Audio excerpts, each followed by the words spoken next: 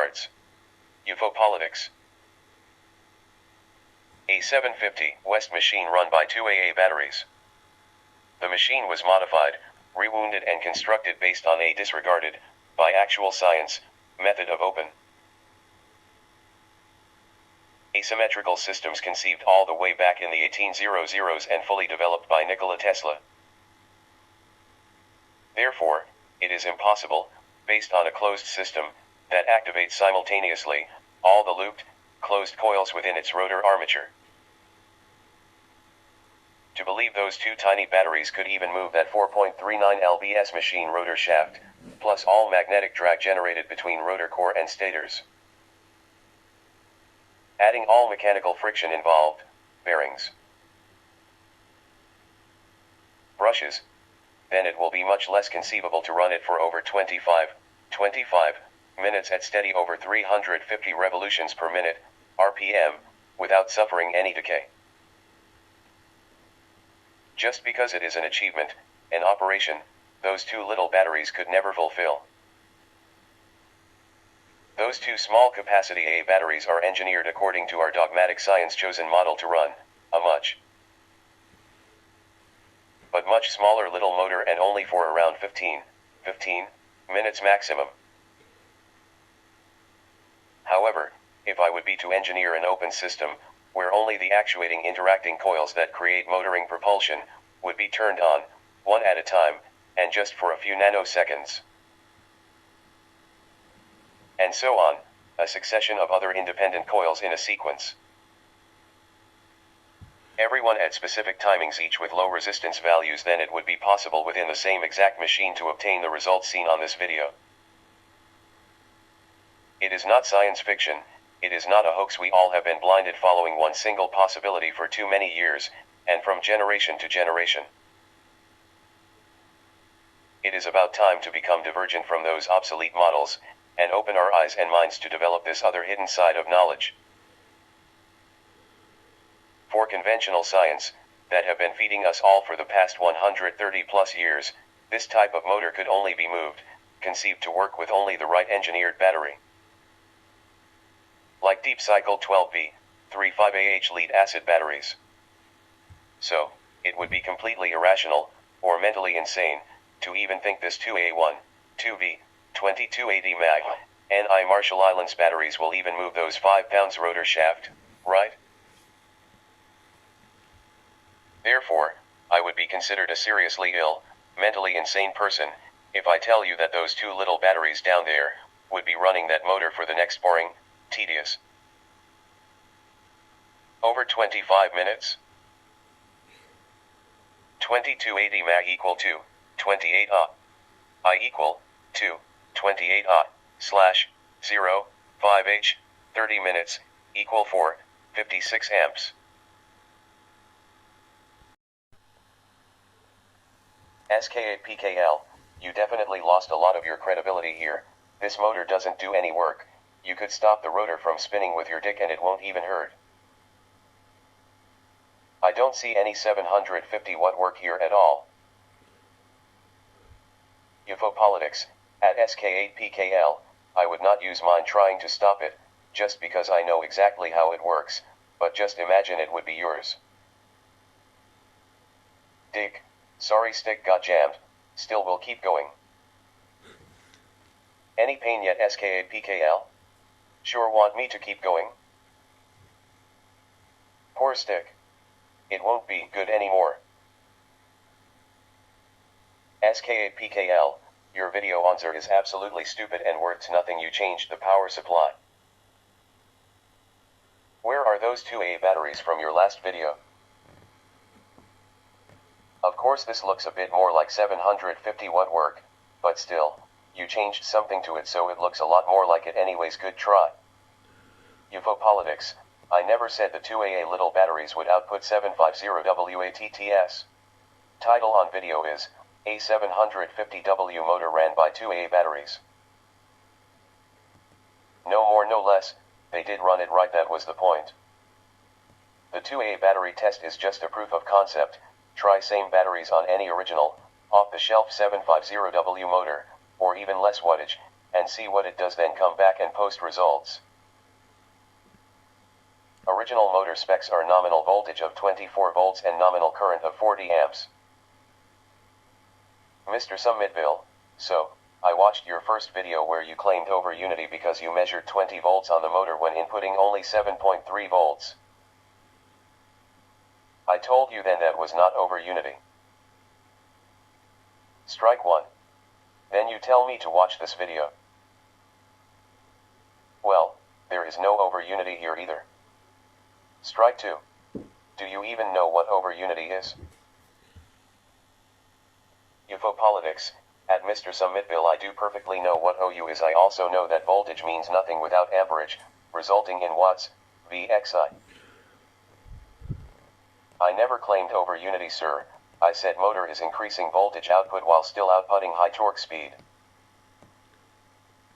In this case, over unity is not only about V plus I equal watts, but also the power that machine is generating, which is torque and speed, RPMs. Or are you disregarding such parameters? You cited a DC-DC converter, which is a simple concept of buck boost through inductors, diodes and capacitors, but will never output a mechanical power that I know of. Still waiting for your answer, Mr. Summitville. 20 volts out, 7.3 inch, plus enormous amount of torque plus high RPMs all together in one package. Don't they add up to output, sir? Or don't you measure a motor's output based on its mechanical performance as is torque plus speed equal power? At UFO politics, high UFO, have you tried outputting this motor into a battery while it runs, using a buck converter to run loop back to the feed from the same batteries you charge with the output poix? If so, will it run for a long time? If so, will the motor continue to run and not shut off, or will it shut down after some time? I'd like to see what type of output amperage the charge portion of the asymmetric motor is capable of. Nobody online seems to try this in a video, and I think it is necessary to see if this will work, or if it will eliminate the additional amperage used to drive the motor compared to a symmetrical motor. I have seen the asymmetrical motor not gaining input amperage while the motor is under massive load, but the charge terminal's voltage rises massively. My question is this: does the output wattage rise as well? We could figure this out by taking the voltage and multiplying it times the amperage of the output, and the same with the input. I'd like to see the voltage and the amperage of the output under load so we could determine the output wattage. Then the input amperage and voltage so we could see the input power and compare to the output. This will give a lot more insight as to what the motor is doing, to see if it has special function other than the feed not gaining amperage with a load on it, which is incredible so far. I feel that the output would stay the same as the input, meaning if you drove for instance 1 amp at 1 volt into the input and the output was 10 volts. The output should be spitting out 0.1 amp at 10 volts, correct? If this is under load, I am seeing most of these motors with 1 volt and 1 amp of input is spitting out 20 volts. The amperage I am guessing would be 0.05 amps at 20 volts if my calculations are correct, right? If this is true, then it means that the output is exactly the same as the input, and we would get free rotation with a very powerful torque as a result of building this motor, meaning the motor is running for completely free, provided we build a circuit to reduce the 20 volts back to the input voltage and loop the motor, which could very easily be done with a buck converter. If this is true, we could run a generator from the shaft of this motor and gain power out completely free, because the battery would still charge from the output of the motor while rotation is happening at a very high RPM with a ton of torque. The video above is a simple proof of wrong concepts we all have learned in our electric engineer universities, or even in lower level technical schools if we are based on that rigid, locked-in time model, adopted and considered the one and only for over 130 years by our dogmatic sciences, bought out / financed by families which institutions are based mainly on oil investments, capitals, cardinals. Then, the model above breaks all rules established by those twisted and closed systems concepts acquired for too long by now based on those old, dark, locked concepts. This video then tends to become unbelievable or merely be classified within the impossible to be a rated category within the science fiction, or could even be accused of being a hoax. A fraud made under some special effects software, or some kind of tricks. But it is not any of the above, it is completely real. The machine was modified, rewounded and constructed based on a disregarded, by actual science, method of open, asymmetrical systems conceived all the way back in the 1800s and fully developed by Nikola Tesla. Therefore, it is impossible, based on a closed system, that activates simultaneously, all the looped, closed coils within its rotor armature. To believe those two tiny batteries could even move that 4.39 lbs machine rotor shaft, plus all magnetic drag generated between rotor core and stators. Adding all mechanical friction involved, bearings, brushes, then it will be much less conceivable to run it for over 25 minutes at steady over 350 revolutions per minute, RPM, without suffering any decay. Just because it is an achievement, an operation, those two little batteries could never fulfill. Those two small capacity AA batteries are engineered according to our dogmatic science chosen model to run a much smaller little motor, and only for around 15 minutes maximum. However, if I would be to engineer an open system, where only the actuating interacting coils that create motoring propulsion would be turned on, one at a time, and just for a few nanoseconds, and so on, a succession of other independent coils in a sequence, everyone at specific timings, each with low resistance values, then it would be possible within the same exact machine to obtain the results seen on this video. It is not science fiction, it is not a hoax. We all have been blinded following one single possibility for too many years, and from generation to generation. It is about time to become divergent from those obsolete models, and open our eyes and minds to develop this other hidden side of knowledge. Dirk Blick, I am sure your video is not meant as a hoax, but it is meaningless. You just assume there is enormous mechanical output power. Why don't you apply a mechanical load near 750 watt? Since this is the load this motor was constructed for. And then compare it to your electrical input power. 2A batteries won't be sufficient in this case. Such a measurement would give you the efficiency of your construction, and I bet your efficiency will not be better than those of the original motor. Electrical engineers are not so dumb as you think.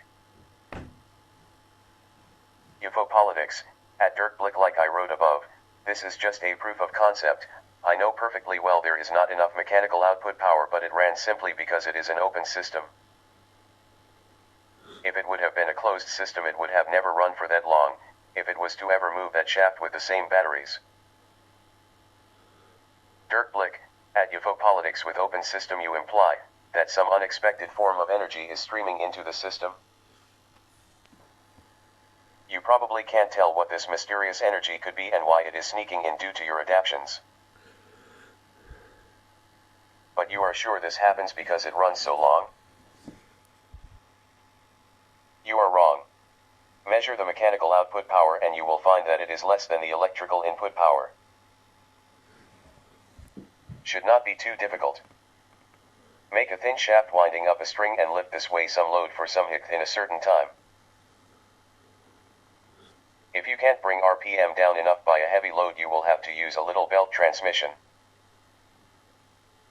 Do this, and if you measure and calculate correctly, you will find there is no unknown energy involved. UFO politics, at Dirk Blick. Open system means exactly that, independent circuit of coils, turning on then off. Yes, an unexpected reversed energy kicks in, some call it lens effect, others BEMF.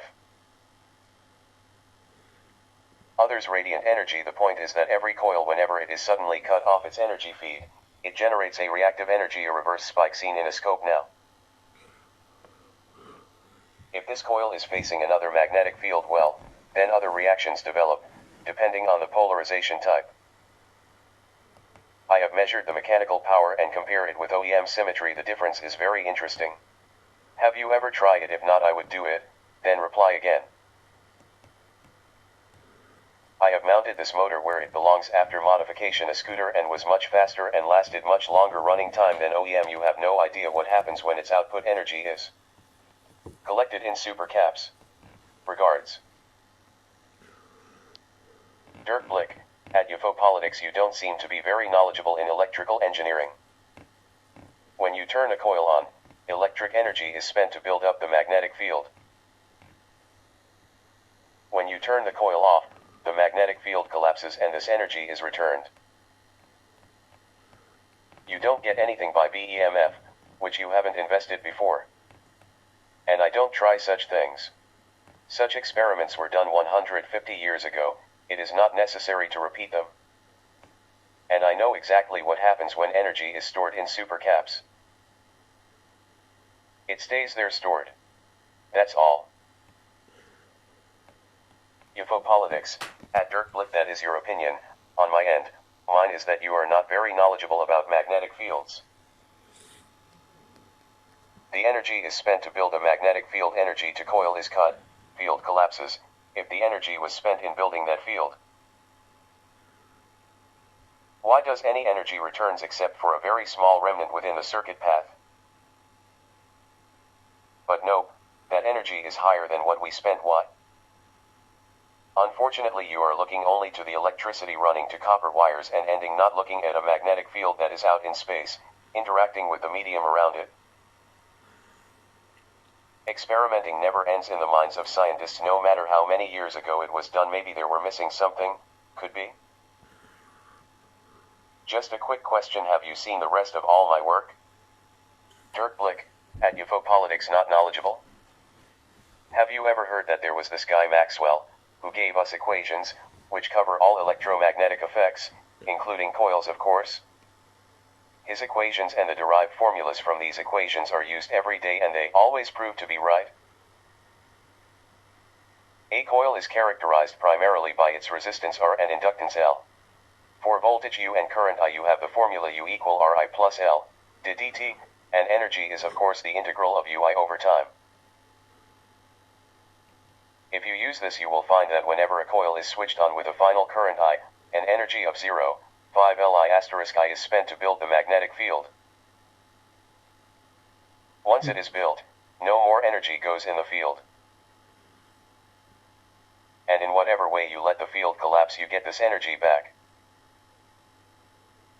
I don't know of any energy which is higher than what we spent. Your sentence, why does any energy returns except for a very small remnant within the circuit path, is not clear to me. Just as no one doubts the law of the lever, no scientist doubts Maxwell's laws. That's why no experiments are made anymore to see if they are correct. But experimenting still goes on in that way, that these formulas are used by scientists and technicians every day. Also, there is conservation of energy. Where do you think your excess energy stems from? UFO-Politics. At Dirk Blick, I am very aware of James Clerk Maxwell, sir, as well as Oliver Heaviside, who contributed to the curl calculus, French scientist Poincaré, and finally Heinrich Lorentz, who vectorized and tensed all Maxwell equations that were based on high-level algebra, replacing them by 2D vectors and tensors. Maxwell equations were and are perfect. You are right, they are based on integrals, which is a way to calculate 3D geometries, surfaces. Where do I think the excess energy comes from? What we all have been doing so far in order to generate energy is to stir and align the ether, the medium, the vacuum into spirals over time-space, which influence is transmitted to our diamagnetic copper circuits, coils, through magnetic field spatial spiraling, which is the real dynamic spectrum. Related to our very old concepts about imaging the magnetic field spectrum, based on iron particles over paper, is the completely wrong view, wrong testing, wrong principles. These old methods imply a 2D field, which is wrong. There are no imaginary lines of force. Those are just magnetic bridges of the iron particles being magnetized into NS chains. The real M spectrum are curled dynamic spirals interacting with our medium and with all magnetic reactive materials over time. This real spectrum could only be seen through polarized light and magnetic sensitive compounds, so, if we get a second parameter, the space displacement, then we complete the operation formula of exciting the energy in our ether. We have built a gradient wave that pushes like a pump, the flow outside the circuit, S. Your conclusions calculations based on those parameters related to a closed coil being fed are perfect, but what happens when that M field collapses? It generates a reverse voltage, right? I know. What your answer would be, I heard it a million times, the circuit tries to keep current, I, constant, and to do that it reverses voltage, V. Really? So the circuit has some kind of AI, artificial intelligence, maybe of even a high IQ. Lol, that is a pathetic answer. But the worst part is that we all have swallowed it, lol, laughing about our own ignorance. Due to submissive and blind acceptance nature, fortunately I don't have much of those natural attributes. D. The reality and right answer is another one, and has to do with magnetic spatial curled spiraling into the medium when it ceases. The unscrewing effect turns on, influencing a reverse flow within circuit. If we do a constant PWM, square wave, then the effect will be more alive. Revealing much stronger. Actually, this is the foundation of switched power sourcing like the SEPIC or the buck boost converters, but I know you would not accept that no matter how much I spend my time writing here. Unfortunately, that is human nature. However, if I show you a working model based on this so far ether theories, then I hope you will give up on the old concepts. That is my hope. Dirk Blick, at UFOpolitics. But what happens when that M field collapses? It generates a reverse voltage, right? I know what your answer would be, I heard it a million times, the circuit tries to keep current, I, constant, and to do that it reverses voltage, V. This is the answer of kindergarten, not my one. The correct answer, when the M field collapses, decreases, the change of the M field causes an E field, due to the rot E and dB/dt term in Maxwell's equations. And this E field causes the reverse voltage in the coil. For a coil you can simply hold on to the term U equal L asterisk, dt, which can be derived from Maxwell. A decrease of current causes a negative U. This explanation is straightforward and does not need magnetic spatial curled spiraling and ether. I think you should have more trust in the equations of old Maxwell. They are quite old by now, but they are not old concepts, they are valid. Unfortunately, they leave no room for any energy output which was not put in before. UFOpolitics, at Dirk Blick, it is the same explanation as I mentioned before, except yours is backed up by equation parameters. Now there was an E field while coil was on, so the magnetic field collapse does not cause an E field, it just reverses its vector direction. Current, I, stays positive while circuit is closed, when it is opened it decreases, reversing V. But all this is related to materials mass actions reactions within a physical circuit, however. All of it is produced due to a spatial magnetic field, spiraling into the ether, polarizing all particles around it. You could build a specific coil where both B fields would be canceling each other's, by opposing CW and CCW turns within, so no magnetic field would be generated.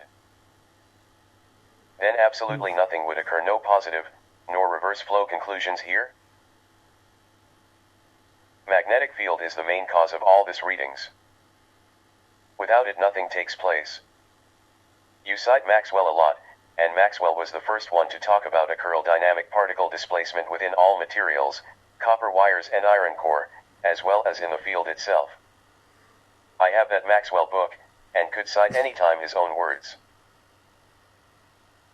In my conclusion, there is more about electromagnetic phenomena besides the material. Physical math on specific components. It is the virtual field geometries and structuring that has to be studied more than it has been so far. And then maybe we would be able to explain some magnetic reactions which has no math explanation so far. Resuming here, you are not going to give up your point of view, and so, I am not going to either, so there is no point on keeping this conversation. When I upload my next video, then you are very welcome to come and render your opinions there. Respectfully, UFOpolitics. Dirk Blick, at UFOpolitics. You don't want to prolong the discussion, since neither you or me will change the point of view. I am not as stubborn. Give me an example of a magnetic application which is not explained by Maxwell and I will change sides. But this would be a great surprise, since you would expect that science has noted such exceptions long time ago. Up to now you haven't given me any such example. There was an E field while coil was on. This field component stems from the voltage source applied to the coil. It is independent of the E field caused by the change of M field. E field before and after have a different size, it's not a reversal.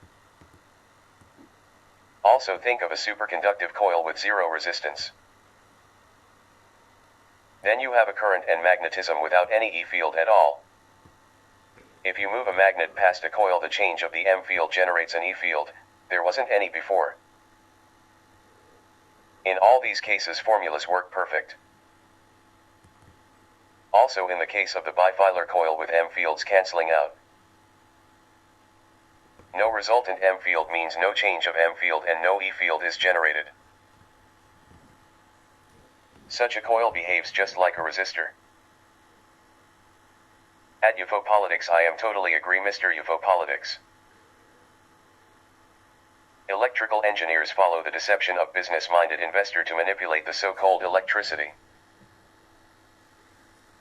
I am follower of Nikola Tesla using radiant and RF energy and no more paying tons of electric bills. Now I am doing my research and experiments like you. The point on this video is very simple. This 2A batteries add less than 3V, actually 2.54 volts, that motor in a symmetrical winding type will not even move its shaft, period. Why? Because symmetry requires a full energizing of all coils within rotor, while asymmetry only requires the specific coils at interactions while others are disconnected. That means only 2 circuits will be on, out of 20 total, 20 poles rotor. It is very obvious that the more V we add, the higher the performance, as I demonstrated in other video, 750WATTS motor test 2. This motor could work with up to 36 to 48 V+. In that second video is only 11.5 V.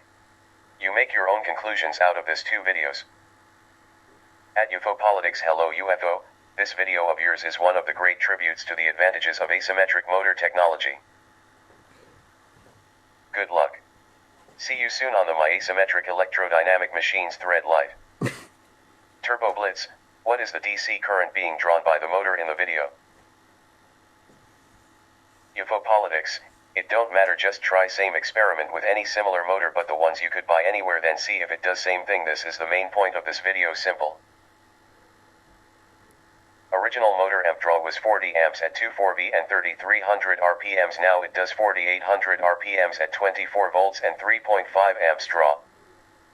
The video above is a simple proof of wrong concepts we all have learned in our electric engineer universities, or even in lower level technical schools if we are based on that rigid, locked in time model, adopted and considered the one and only for over 130 years by our dogmatic sciences, bought out / financed by families which institutions are based mainly on oil investments, capitals, cartels. Then, the model above breaks all rules established by those twisted and closed systems concepts acquired for too long by now based on those old, dark, locked concepts. This video then tends to become unbelievable or merely be classified within the impossible to be a rated category within the science fiction, or could even be accused of being a hoax, a fraud made under some special effects software, or some kind of tricks. But it is not any of the above, it is completely real. The machine was modified, rewounded and constructed based on a disregarded, by actual science, method of open asymmetrical systems conceived all the way back in the 1800s and fully developed by Nikola Tesla. Therefore, it is impossible, based on a closed system, that activates simultaneously all the looped, closed coils within its rotor armature. To believe those two tiny batteries could even move that 4.39 lbs machine rotor shaft, plus all magnetic drag generated between rotor core and stators. Adding all mechanical friction involved, bearings, brushes, then it will be much less conceivable to run it for over 25 minutes at steady over 350 revolutions per minute, RPM, without suffering any decay. Just because it is an achievement, an operation, those two little batteries could never fulfill. Those two small capacity A batteries are engineered according to our dogmatic science chosen model to run a much smaller little motor and only for around 15 minutes maximum. However, if I would be to engineer an open system, where only the actuating interacting coils that create motoring propulsion would be turned on, one at a time, and just for a few nanoseconds, and so on, a succession of other independent coils in a sequence, everyone at specific timings, each with low resistance values, then it would be possible within the same exact machine to obtain the results seen on this video. It is not science fiction, it is not a hoax. We all have been blinded following one single possibility for too many years, and from generation to generation. It is about time to become divergent from those obsolete models, and open our eyes and minds to develop this other hidden side of knowledge.